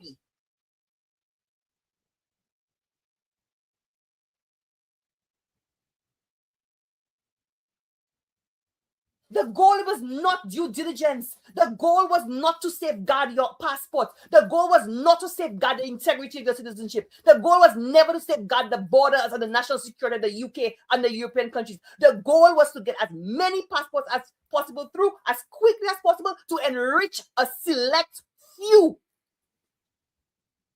while the majority suffer now. While the majority suffer. So when I want to curse off the UK and act like dumb fools and talk about we need to remove the Queen on our dollar, we need to go to a republic. Ralph is telling you what all of us was telling you that you refused to hear, and today the chickens have come home to roost. And already, even those countries who's trying to do the checks, they have a problem with those checks. We're checking out. What about, and I'm talking about some of the lawyers and some of the accountants and wannabe agents. Some of the lawyers, some of the accountants, some of the wannabe agents, some of the lawyers, the best friends of the CIP minister, not him alone. They have some rogue lawyers in St Lucia, who they knew this was being illegally run, discounted. They knew our passports were being sold for cheap, discounted, again, to try and get as many through as possible. They knew that. Lawyers in St Lucia. Okay, and I can call names right now. They know themselves.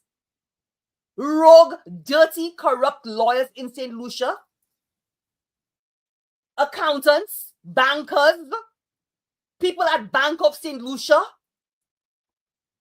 Agents who knew all of this. They didn't give a damn. They knew this day would come. They did not give a damn. They have gotten rich. They have secondary passports. The children were born elsewhere. They don't give a damn. The kids don't need a scholarship from Taiwan from the government. Their kids go to the best schools in North America, in the UK. The children are born in the UK. Okay? They can send them to school without having to need a visa to go to the UK. They're not the ones affected. You are. So we're not defending nonsense and talking about colonialization and slavery, and we need to move the Queen face on our dollar, and we need to go to the Republic as if the UK did us something. We have brought this on ourselves. Well, not we, because I've been warning you all. I've been warning. Your government has brought this on y'all. Your government has brought this on y'all. Because they will not be able to do the checks properly, because they want to sell as many as they can, as fast as they can. And already, even those countries who's trying to do the checks, they have a problem with those checks. We're checking out. What about, and I'm talking about some of the lawyers and some of the accountants and wannabe agents. They now will want to thief as much as they can, as fast as they can. So speed is of the essence for both of them. And what is their oxygen? money on your backs. On your backs. By taking your passport, selling it, and you wouldn't be able to get into Europe, you wouldn't be able to get into Britain, you wouldn't be able to get into America. You hear what I'm telling you? I want you to listen to me very, very carefully. Folks,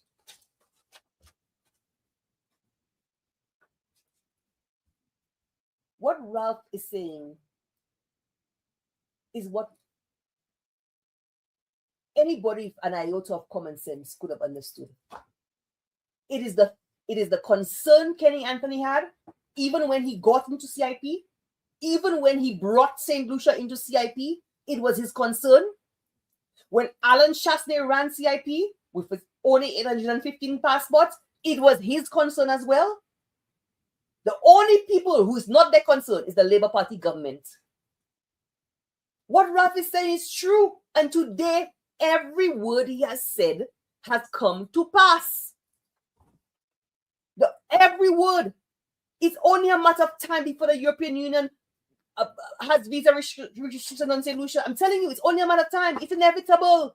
You're going to curse France too. You're going to curse Amsterdam too.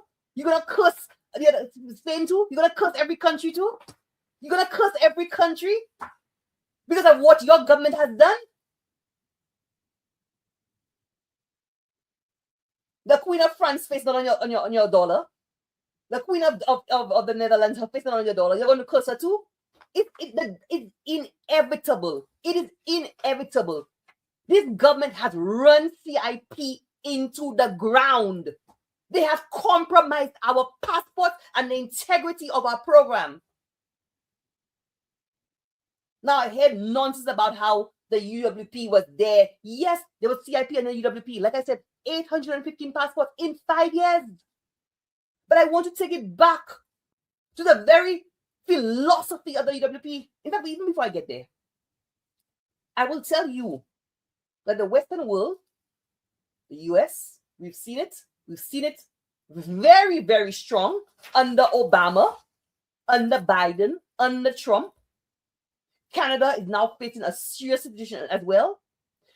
UK, European Union, immigration is a major, major, major, major cause of concern for all of those Western countries in the last decade or more. It is. Illegal migration is a major concern. We have seen the actions of the Obama administration, the Biden administration, and most recently, St. Lucia has been directly affected by the Trump administration. Now we're also affected by the UK.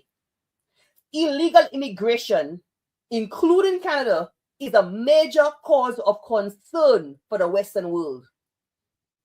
Which is why the philosophy of the UWP under Alan Chasney was to protect our borders, not just for us, but for our international partners as well.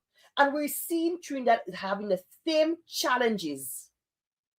Trinidad has had the same challenges with its borders, where you have Venezuelans, okay? Illegal Venezuelans in Trinidad, which has caused a problem with crime, drug cartels in Trinidad. Alan Chasney was very concerned about the same happening in St. Lucia. We have seen countries in CARICOM have a problem with illegal migration from Haiti, okay? Venezuela. We have seen it. It has been a concern. And that is why the UP's focus was on securing our borders for our own safety and security as St. Lucians. Because when you have this illegal migration, you have crime, you have gangs, you have all sorts of things, but for our international partners too. Because if they do not see your borders and your citizenship as credible, you are in problems. Okay? So having the integrity of your passport and your borders is important to the international community.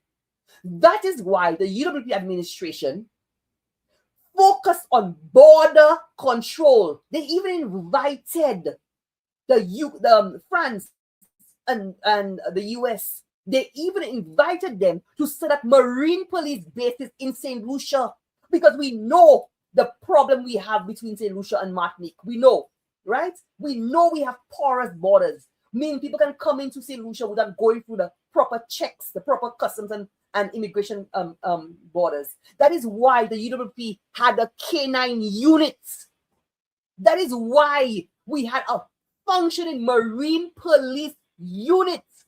And especially during COVID, we saw those boats around our island 24/7 to prevent people from escaping quarantine and the COVID checks. 24/7, we had the Marine police around the island. A canine unit to be able to sniff out guns, drugs, illegal cash coming in. We had that. We put that in place. Okay? We were cooperating with our international partners. Not just cooperating, we asked them to see us as a strategic partner. We asked them to see us too. We wanted a pre-clearance facility for the US. So in other words, US tourists coming into St. Lucia, they could pre-clear customs just as they do in the Bahamas. So once they go through that pre-clearance facility, the Bahamas, Canada, a lot of countries have those pre-clearance facilities in the US. So tourists coming in, they don't have to go through US customs and immigration. When they get there, there's a pre-clearance in St. Lucia. We wanted to have a similar deal and arrangement as Panama, where Americans retiring in St. Lucia, they could get all their retirement benefits just as they would in the US. All of those things, we wanted them. That was what we were asking for in exchange to set up marine bases and stuff in St. Lucia. So it would benefit both us and them. What did this government come and do? What did this government come in and do? First thing, they disbanded the canine unit. They disbanded the canine unit. Philip Pierre told us that $40,000 a month for the canine unit was too much. He disbanded the canine unit. The canine unit that Alan Shastney put in to sniff out drugs, guns, illegal cash. He did $40,000 a month was too much, eh? 40,000 EC dollars a month was too much. 2 years later, 2 years, when he had no choice, they got a dog from the French, Tyson. They got a dog. 2 months after Tyson was put in operation, somebody killed Tyson. Tyson was poisoned. Up to now, all we've heard from the police was it was not rat poison. That's all they told us. It was not a rat poison. They never said it was other type of poison. Tyson was killed. Tyson was killed. So we've not had a functioning canine unit for years. And do you know how much drugs and guns got into St. Lucia during that time? Everything that we had done to make us have a strong international reputation, okay? To ensure our international partners who have been very concerned about immigration all over the world, not just St. Lucia, everything that the former government did, the UWP government, to give ourselves credibility on the international stage, this government has come and removed it. Okay?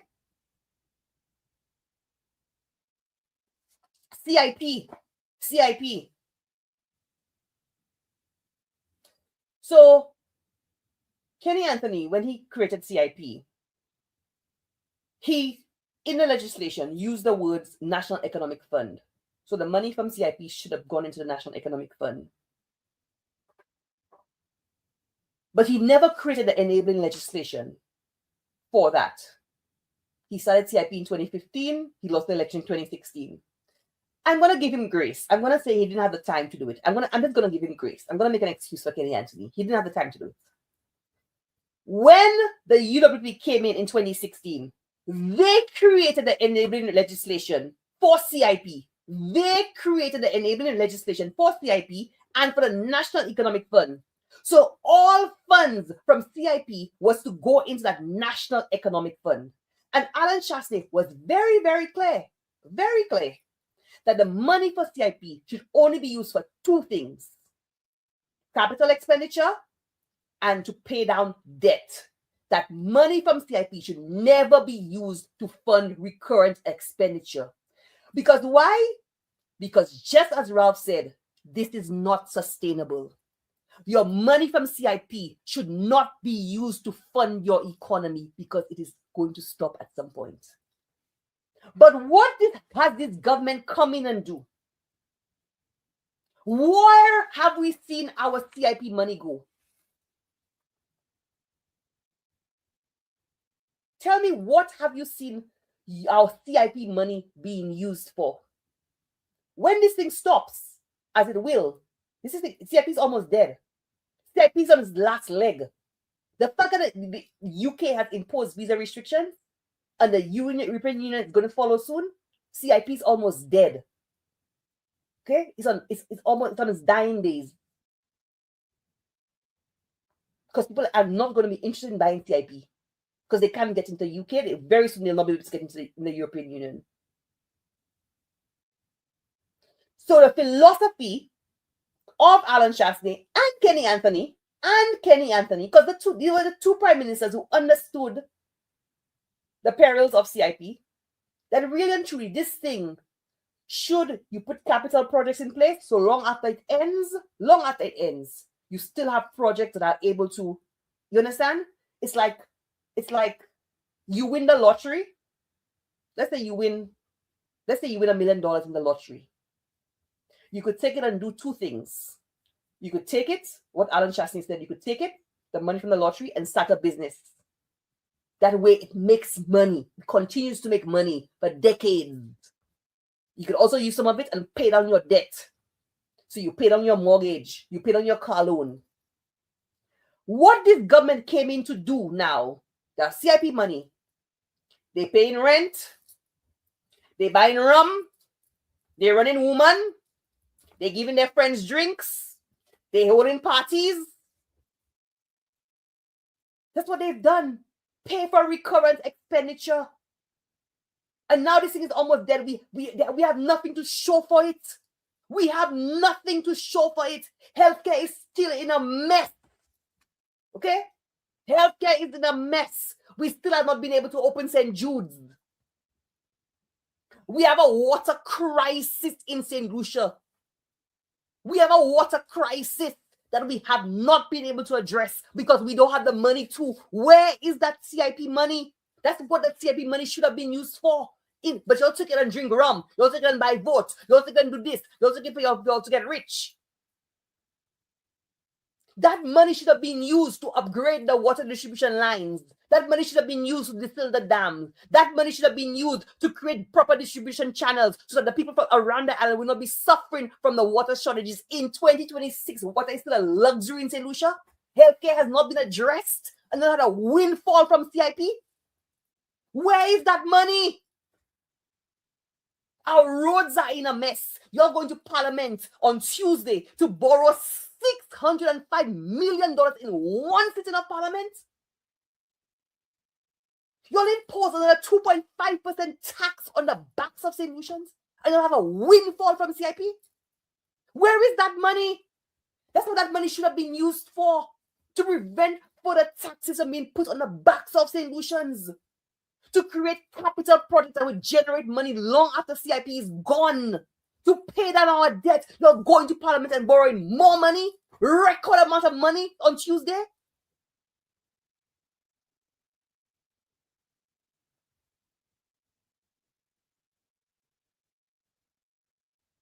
And then you want to turn around and blame black St. Lucians from Rockall, Chasse, Forasor, Pant Lave, Di Butso, Forasor, all kind of places. That's what you want to come and blame now for where you find yourselves.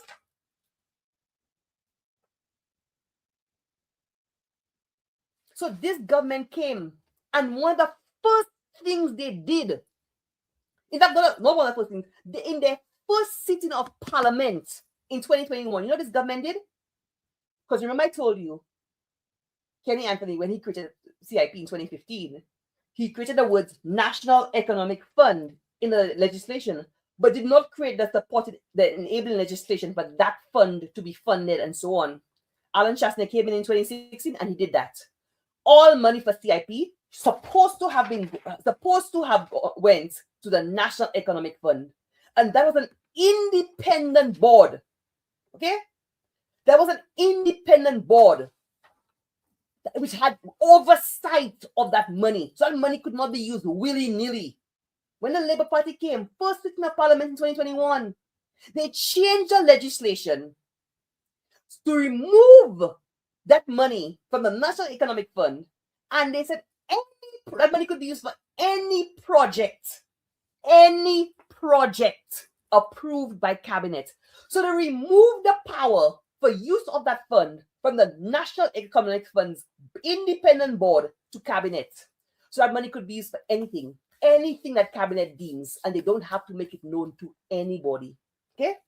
It could be used for recurrent expenditure, it could be used for capital expenditure, it could be used to pay down debt, it could be used for anything. Right now, we've not seen what it has been used for, because like I gave you the analogy, you win $1 million in a lottery, instead you use it to start a business, to pay off your mortgage, to buy a new house, to do something that could last. They've used it for bacchanal. They've used it for everything else. They've used it for the INCIP. All the ads they were running for the election, they use it for all of that. And where are we today? Where are we today? We have nothing to show for it. CIP almost dead, and nothing to show for it. You all have visa restrictions imposed on you all to get to the UK, and you have nothing to show for it. It's like you have win $1 million in the lottery, you eat it and you drink it and you in the toilet, and it's done, and nothing to show for it. That's typical poverty mentality. Typical poverty mentality. Instead of using it to build yourself, to get rich, poor after poor. What Diana Charles says, she have a phrase: poor after poor, poor over poor. Typical poverty mentality. A lot of lottery winners, they get money and they lose it in no time because they spend it. They don't understand they have to reinvest it. And that is what the government has done. So we will forever have the impacts of CIP, the visa restrictions. We will forever have those impacts, and with little to show for it, with little to nothing to show for it. All what they're saying, we fund preschools, we use the money to fund this, fund that. How long can that last? How long can that last? Create capital projects. Let people see what you can do. At least the money, and have the money to generate for decades to come. Poor to poor, poor to poor. Up the poor to poor mentality. It coming in one hand and go off on the other hand. Poor to poor mentality. That's what we have there in that government. Poor to poor. Healthcare is a mess. There's no new business. There's nothing new in the country to show for what they have done in the CIP. Nothing new. And not to say they've stopped borrowing. Not to say they've stopped increasing taxes. They've continued. So where is that money? What good has CIP done for you? Yes, you'll enjoy a few little bacchanal here and there. Yeah, you'll get it good for election. Yeah, you'll get it nice. Some of you'll get it nice. Some lawyers got very rich and very fat. They face round like a ball. And then what? And now what? And now what?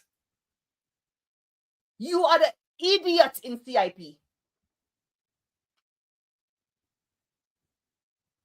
The I in CIP is for idiots. Because that's what they take St Lucians for. Damn idiots. So this government has proven to the international community that they are not a partner. They are not a partner. Okay? That's what this government has proven to the international community. You think the international community is stupid? You think the UK can't see the games that this government has played? When they put in their release that they appreciate what the government has done in the last year, but too little, too late. This government has proven. You think when Philippe was saying we are a sovereign country, the UK can't tell us what to do? You think they don't know those things? You don't think the UK government knows the same thing Ralph Gonsalves knows? That with this volume of CIP applications they have pushed through, there's no way you could do proper due diligence? You think the UK doesn't know that? You think that the UK intelligence has not shown them that it's not Nigerians and Iranians using our passports to get into the UK?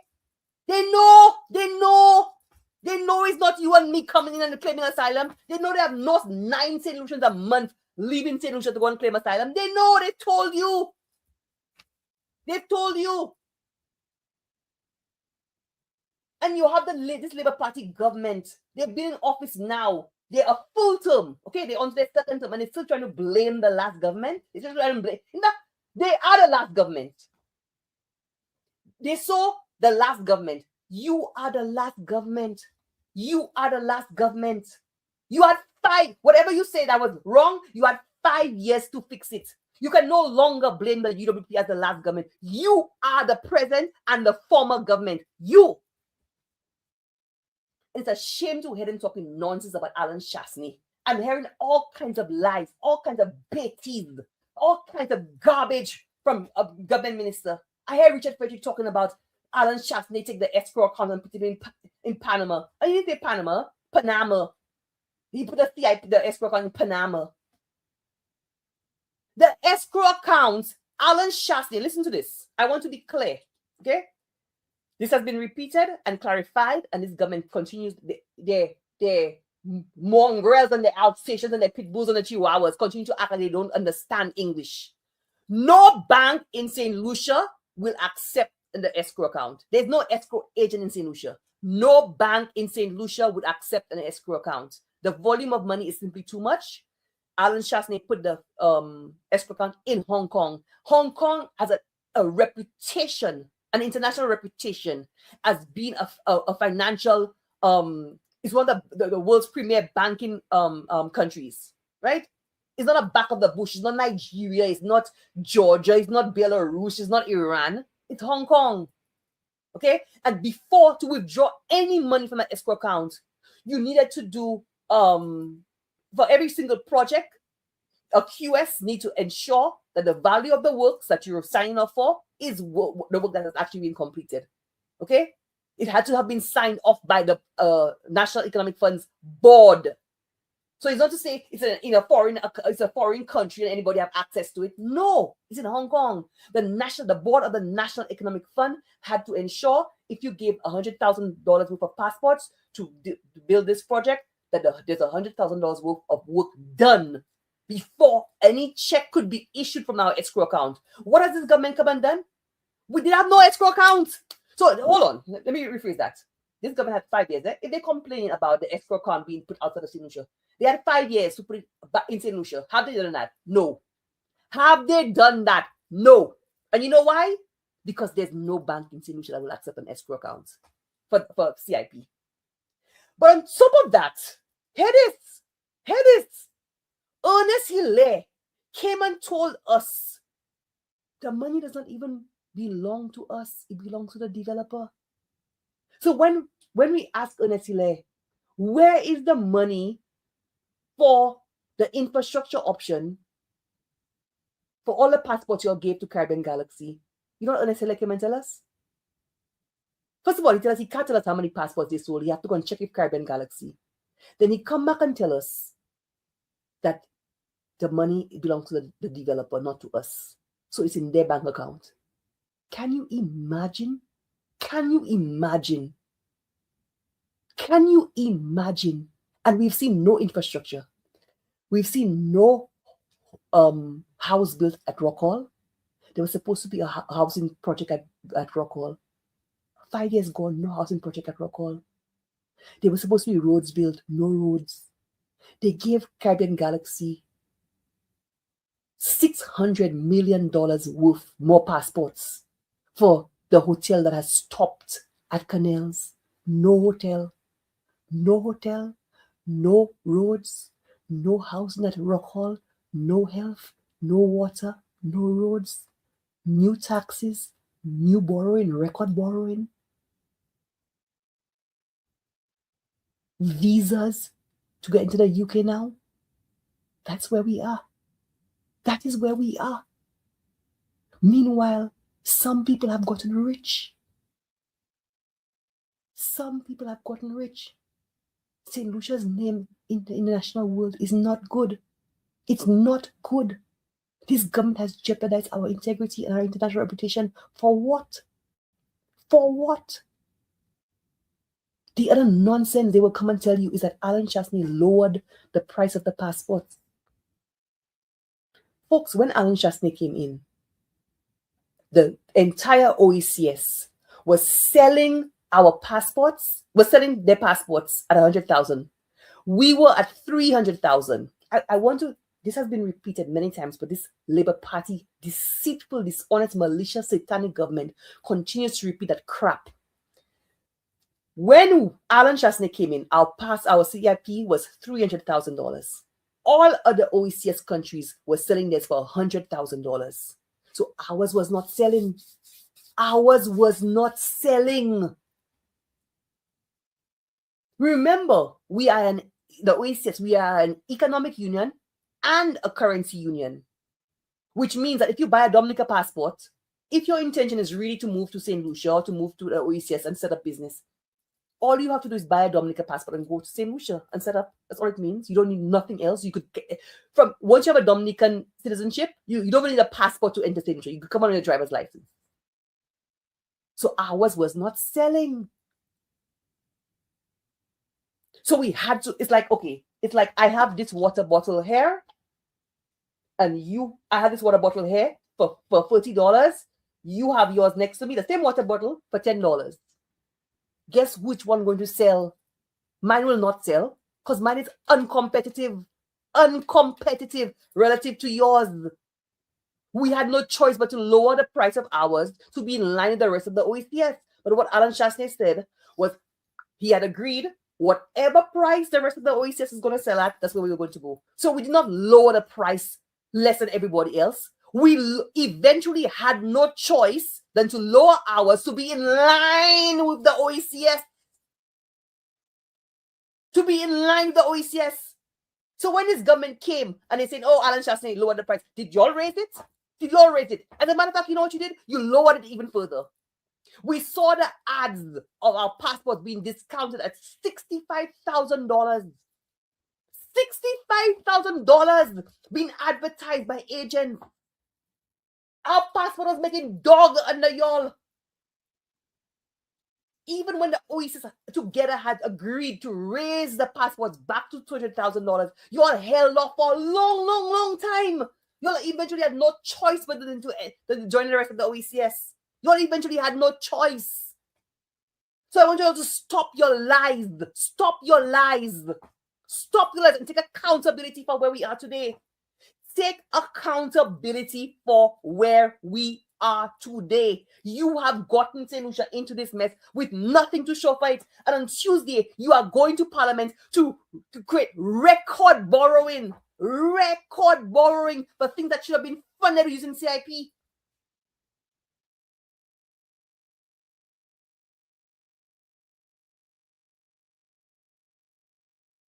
Now, in speaking to different people, they said we should be calling for Ernest Hilaire's resignation. That's what certain people had said to me. People have said to me that we should be calling for Ernest Hilaire's resignation. I know people who are close to Philip Pierre that when after the December 1st elections, before he had installed his cabinet, I know people who have written to Philip Pierre to tell him, do not put Ernest Hilaire back as Minister of CIP. I know people who have done that. Let me tell you something. I have, from 2023, asked and called for Philip Pierre to remove Ernest Hilaire as Minister of CIP. You know why I'm no longer going to do that? You know why I'm no longer going to do that? You can ask a prime minister to remove a minister when the prime minister is not aware of what that minister is doing. If a prime minister is not aware of what a minister is doing, and it has come to his knowledge for the first time, you can ask a prime minister to do that, to remove that minister. The prime minister is fully aware with what has happened under our CIP. The Prime Minister, Philip Joseph Pierre, is fully aware, not just aware, he has participated in the greatest fraud perpetuated on St Lucians. The greatest fraud perpetuated, the sale of our passports for peanuts with nothing to show for it, except the IN CIP, which is an idiot. So at this point, I am not calling for Ernest Hiller's resignation. At this point, the buck and the responsibility falls on Philip Joseph Pierre, the Prime Minister of St. Lucia. At this point, this has gone beyond how CIP is being run. This has gone beyond. This is now a foreign affairs matter.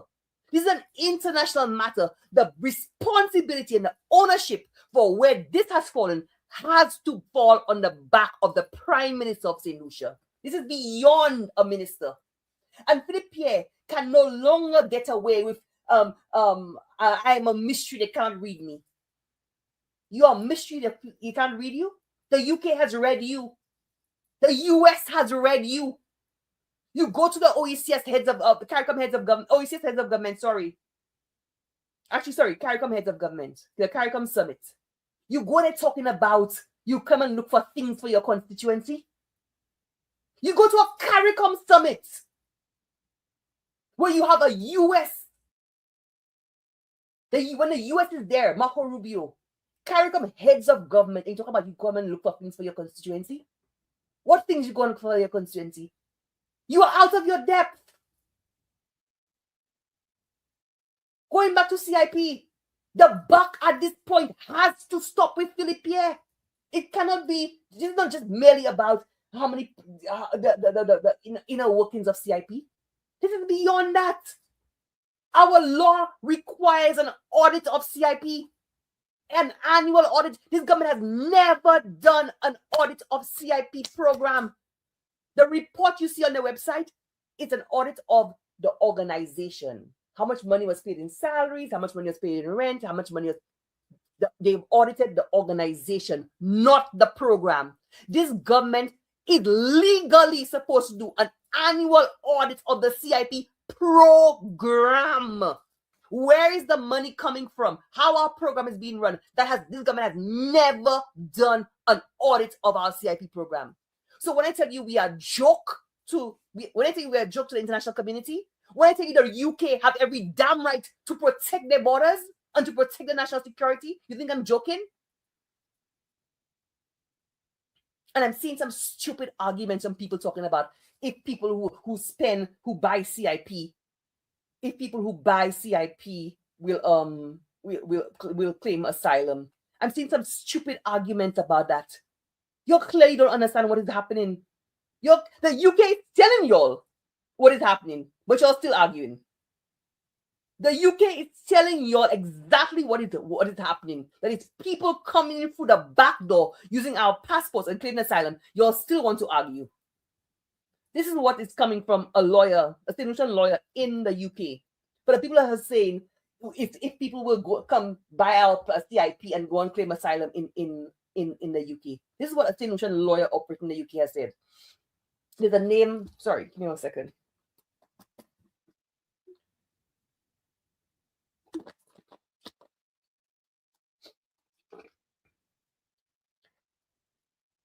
There's a name, Kavit Kagla, bought St. Lucian citizenship 7 years after he was given a prison sentence in Turkey and a fine for fraud relating to Interbank, a bank he owned until it was taken over by Turkish regulators in 1999. Can you believe he bought our passport? Wait, the person said, no, he got our CIP passport to allow him to enter the UK on UK soil and then claimed asylum once he stepped into the UK. So there's a Turkish person who bought a Turkish criminal, they changed their name, bought our passport, entered the UK, and then claimed asylum. There's another guy, I can't pronounce the name, an Iranian who also goes by the name Tony Newman, obtained citizenship after the Iranian government registered him as a wanted man on Interpol red notice system. He's a wanted man in Iran. He bought our CIP passport and he went to the UK, claimed asylum as soon as he landed on the UK soil. There's another one, Iraqi, obtained our passport after he was after he accepted bribes as an engineer in an Iraqi state-owned oil company to sell lucrative contracts to clients of oil, some oil company. Iraq issued a warrant for his arrest in connection with the allegations. He got our passport, he bought our passport, and he ran to the UK, claimed asylum. Kyle Davis, a leading player in cryptocurrencies, bought our passport after his hedge fund collapsed, leaving investors claiming losses worth billions of dollars. Singapore issued a committal order for 4 months in prison for Davies for failing to cooperate with liquidation process, but his whereabouts remain unknown at this point. He got our passport, went to the UK, claimed asylum. These people have never set foot in the Caribbean. They've used our passports to escape international thing. The person is that lawyer is saying, do you think those people care about the amounts for the CIP? We think that, okay, these people are rich, so they have money, they're going to, you think they will buy our passports to get to the UK and claim asylum? Yes, this lawyer is saying, this is money from ill-gotten gains. This is not the money they've worked for. This is ill-gotten gains that they're using. This is kakash. This is kakada for them. This is no money. Okay? So they buy our passports, money using ill-gotten gains, buy it, and then enter the UK and then claim asylum. And people think that once you're in the UK, claim asylum, you live on the streets. No. Once you claim asylum, if you're successful, then you have access to everything else, which is what they're doing. So this dumb argument that, wealthy people are going to use our buy passports and then claim asylum to go and live on the street. You'll have a very myopic perception of what asylum is. Not everybody's claim asylum is living on the street. People claim asylum and then go on and establish themselves and they whatever they do in the UK. It is access. What they're buying is access to the UK. They're not living on the streets. They've used their money from all nefarious means to buy our passports to enter the UK. And that is why we're not being taken seriously. That is why the UK has now had no choice, after years of warning our government, than to impose visa restrictions on us. And here we are today. With nothing to show for it except a tarnished international reputation and a need to have visas to go to the UK. This is where we are today, y'all. This is where we are today. What a shame for our country. What a shame for St. Lucia. What a shame. What a shame for our country.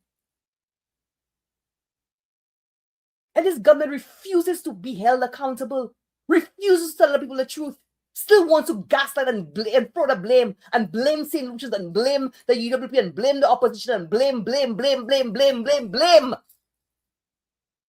This is where we are today. Through our fault.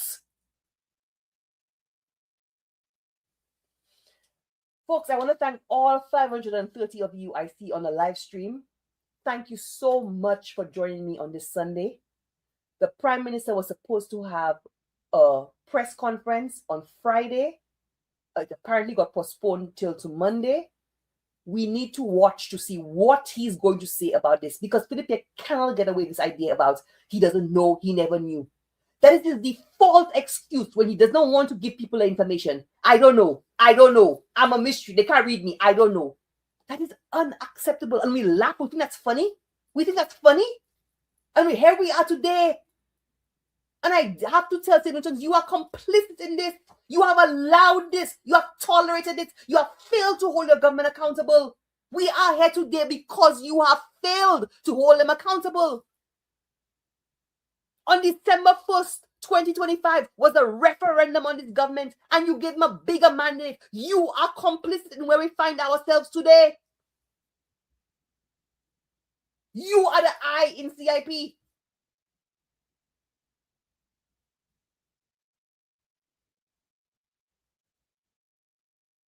And on Tuesday, they're going to go back and borrow record amounts in your name.